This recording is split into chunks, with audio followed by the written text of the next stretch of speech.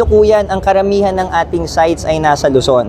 Nasa Luzon po ang ating karamihan ng sites at tatanungin nyo bakit sa Luzon ang karamihan ng sites? Kasi kung titignan rin po natin yung dami ng pangangailangan ng enerhiya, ng kuryente, ang bulto po ay nasa Luzon. Kaya dito po yung karamihan ng sites. Pero patuloy po nating pinag-aaralan yung iba pang sites sa Visayas at sa Mindanao.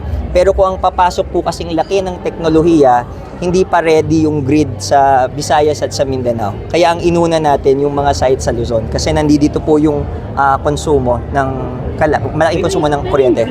Natin sa Luzon is yung grid po natin sa Luzon, kung babalikan natin nung July, nung Hulyo, nagkaroon ng DOE ng public consultation. Ang layon nga is yung mga kailangang baguhin, ayusin natin. Sa transmission, sa grid code, yun yung mga binabalangkas natin para pagpasok nga po nung ating nuclear power plant, ariglado na siya. Yun ang nilalatag naman ng DOE, hindi po kasi sa PhilAtOm yun. Director, meron din po ba tayo sa Cebu? Meron ka, kung matatandaan ko, meron pong nirekomenda na site. Hindi ko lang po matandaan kung natapos na po yung evaluation. Doon magbe-base po yung susunod po kung tanong. Kasi Opo. yung Lindbergh sa Cebu. Opo, yun nga, ang tandaan po natin, pag tayo ay nag-identify ng isang site, kasama po yun dun sa criteria. Tinitignan po natin yung natural hazards, yung mga bulkan, ashfall, lindol, liquefaction. Ang parati po nating pinapaalala, bago po i-clear, gabay rin po tayo ng International Atomic Energy Agency regulation, kailangan yung lokasyon niya safe eh. So hindi rin po tayo, kahit kung ang iniisip po ng ating mga kababayan, baka magkamali po sa Pilipinas, magkaroon ng nuclear power plant sa isang lugar na delikado. Ang garantiya naman po natin sa inyo, kapag sinunod po natin yung alituntunan, which is nasa batas nga natin, mabebentahan tayo ng teknolohiya. Tandaan nyo po, value chain po ang nuclear.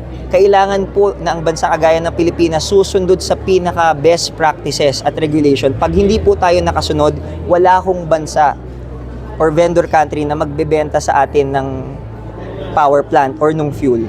So yun po yung assurance natin sa public. So kamusta na po yung US Valor Atomics? Kasi previously na-mention nila na magkakaroon daw sila ng SMR investments here in the Philippines. Yung of course, for the SMRs, alam nyo po yung ating small modular reactors, madami po ito, binabalita na malapit na.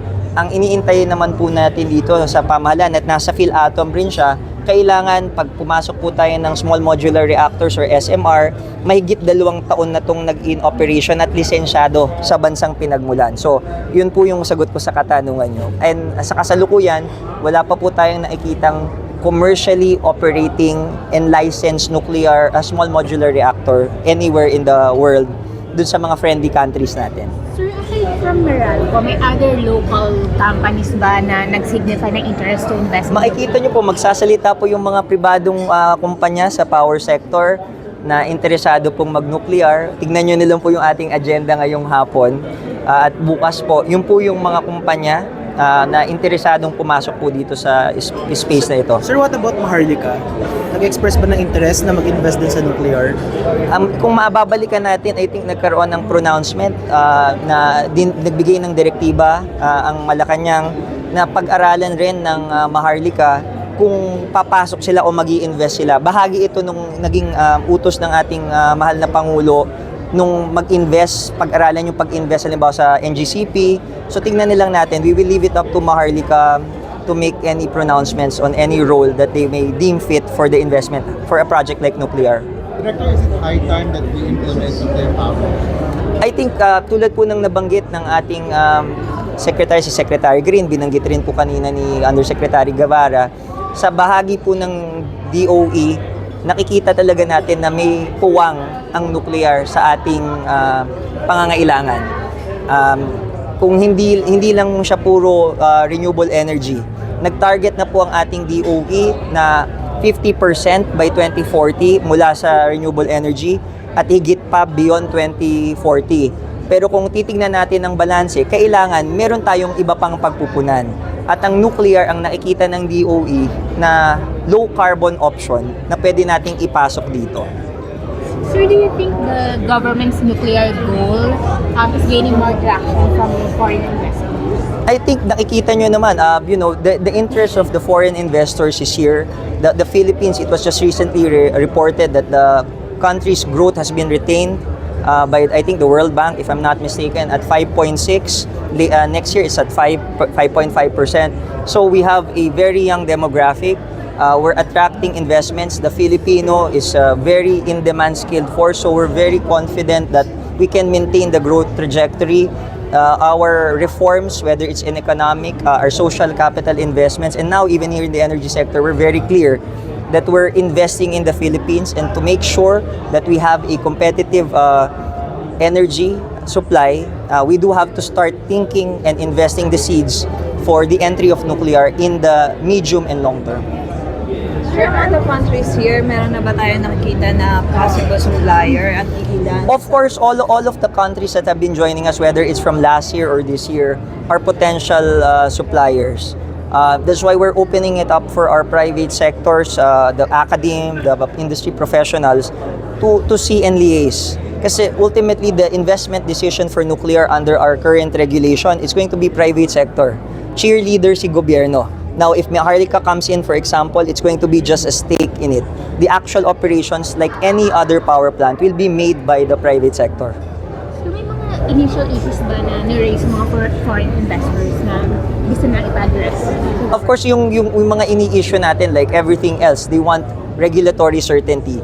That's why I started off by saying PhilAtom is the clearest signal of this administration, this government, that we're dead serious in getting nuclear for power generation, because that was one of the main findings even by the IAEA, that we demonstrate our commitment for the new requirements, the best practices, and PhilAtom Republic Act 12305 is our clearest demonstration that yes, we're serious, yes, we will abide by the best practices internationally. Sir, kailan lalabas yung IRR for PhilAtom? We're expecting, of course, as I mentioned, we will provide the resources, we'll provide the support for our colleagues for PhilAtom, the team from PNRI, and whoever the president or the DOSE team will nominate, we'll give them the resources. On the part of the Energy Department, as a major beneficiary of PhilAtom, if it comes up and running, we'll make sure that PhilAtom will get the resources and support needed for them to be able to set up. And then if, based on our timeline, if a private sector company wants to file a siting license application, they'll be able to do it when it's filed, hopefully by next year. So, So, are sir, you also looking... So sir, tama, kailangan mo na mabuo yung PhilAtom bago magka-IRR? Or IRR muna bago? Pwede naman po, hindi ko pwedeng sabihin. So sino sir magbabalangkas ng IRR? Sasabihin ko sana, hindi ako abogado, tapos natandaan ko abogado nga pala ako. Pwede naman pong sabay. Ang mahalaga po, dumadaan ito ng proseso ng konsultasyon. Maliwanag naman po kung sino yung dapat mag-draft ng IRR sa... ang bahagi po dun sa PhilAtom, ang gagawa po, composite team po siya, PNRI, yung constituent parts niya is meron pong bahagi ang DOST at ang DOH-FDA. Yung mga kinuhanan po ng opisina ng PhilAtom. Kasi si PhilAtom hindi lang po nuclear power plant ang kanyang layon, pati po yung mga radiation, yung mga medical equipment, yung mga may ionization, nasa kanya na po, centralized independent regulator na rin po siya nun. Malilipat po yun, malilipat mula sa Food and Drug Administration sa PhilAtom. Sir, ang DOE kasali? Ay, hindi po. Ay, hindi. Sir, are you also looking at the possibility of